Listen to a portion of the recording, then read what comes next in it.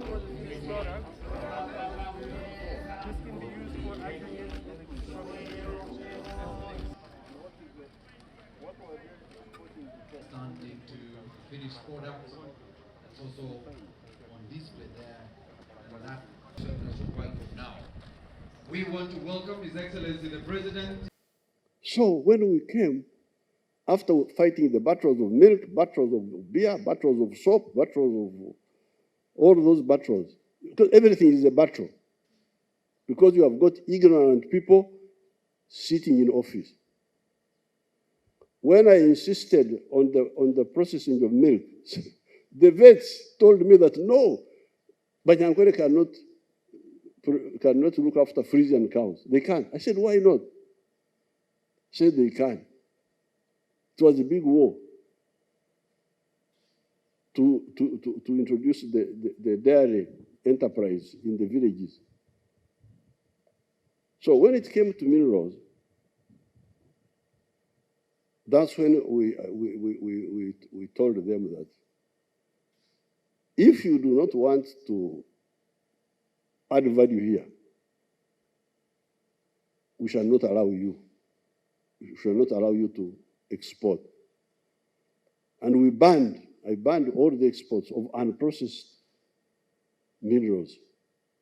Let the minerals stay in the ground. They have been there for millions of years. If the present leaders are stupid, they can't see how to do it.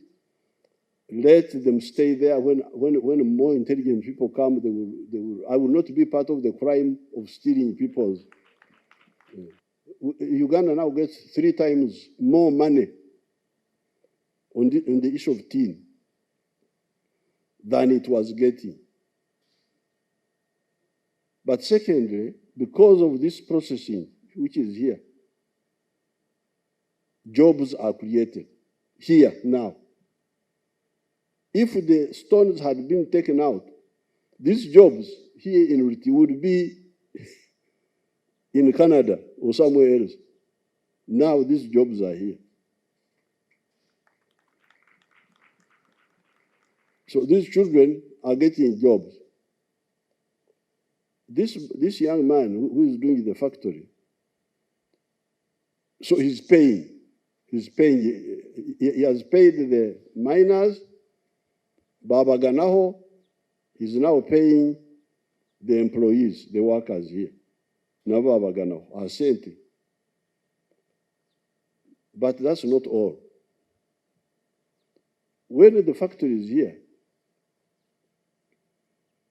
he cannot use his electricity from Canada. He has got to buy our electricity. And he pays for it. Your Excellency, I want to thank the communities where these investors are operating from. From what I have picked, Woodcross is in good books with the surroundings. Thank you so much. Thank you, the local leaders. Please continue encouraging the communities to support this kind of development. You have already enumerated the advantages of having such developments in our areas. I will not enumerate further. So the regulations are out.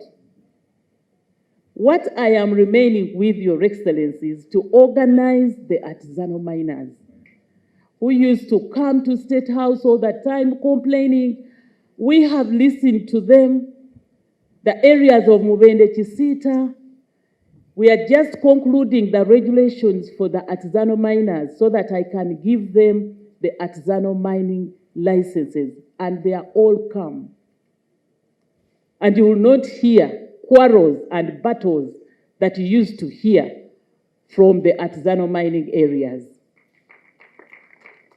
They have to use our geologists. Every group must have a geologist attached to make them appreciate how mining is done, to be able to respond to the environmental requirements. Your Excellency, the launch of this company is also a wake-up call to many young people across the country. And I hope this goes as a resounding echo encouraging them to equip themselves with the necessary skills so that they are able to be utilized by such establishments. And as we look forward to bettering the mineral sector, we would have young people directly involved in the mineral value chain, seeing that we fast-track the development of our country. Amidst all the challenges that we still have to solve as a leadership, our hope is in your steadfast leadership, Your Excellency. Woodcross acquired its first mining license in Ruhama in the Tungamo district in April 2022, one day before the government of Uganda legislated value addition for minerals in Uganda. That decision by yourself made us go down the path of establishing this refinery as you see it today. We met you in State House in August 2022, and we promised you that we would build this facility. I'm proud to be standing with our partners at the Ministry of Energy and Mines, led by Honorable Madame Ruth, to confirm to you that we fulfilled the promise that we made to you in August 2 years ago. If you look at the supply of tin globally, it's been concentrated in the hands of 5 or 6 countries for the last decades. Those countries include China, Indonesia, Malaysia, Peru, and Brazil. What's happened over the last few decades is all of these countries are struggling to bring product to markets. That's because of a few reasons. One, reserves globally are declining because most of those countries have exhausted the amount of product that they have in country. Two, China is a global leader in mineral beneficiation, and especially for tin. They're about 50% of the global supply. What happens is raw materials from Africa, from Latin America, from Southeast Asia, goes to China, gets processed there, and then the final goods are transported to all around all different parts of the world.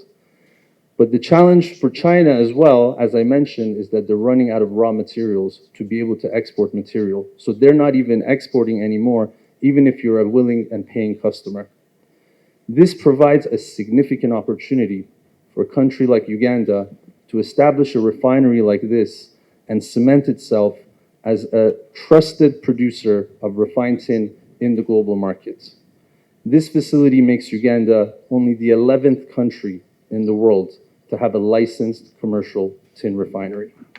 This, what we are celebrating here, is what you have always preached, and we are very happy to be here. I would like to also congratulate the ministry, led by Honorable Minister Nankabirwa, the Ministry of Energy, for this wonderful achievement, because it's not only going to add value to our raw materials, but also provide employment, Your Excellency. When you look into that factory, there are quite a few number of people, probably 20 people going to be employed, but there are thousands more in the mines that are going to get jobs. So I'd like to thank the proprietor of this factory for this wonderful achievement. Your Excellency, this factory needs support. We have supported factories that have not shown us anything, but at least this one we can see the little they're already doing. And during our security meetings, when we came here, we were told that they're actually renting, Your Excellency. It is my humble request. The mayor talked about degazetting this forest into an industrial park. But I want to tell you, Your Excellency, we may not even have a forest anymore. The forest you see behind could already be titled and could already have been taken. I would like to offer a solution, Your Excellency, which through your guidance you may react on. There's 40 acres we had given Egypt-Uganda Food Security Company across the bypass, across the road. That land belonged to the stock farm.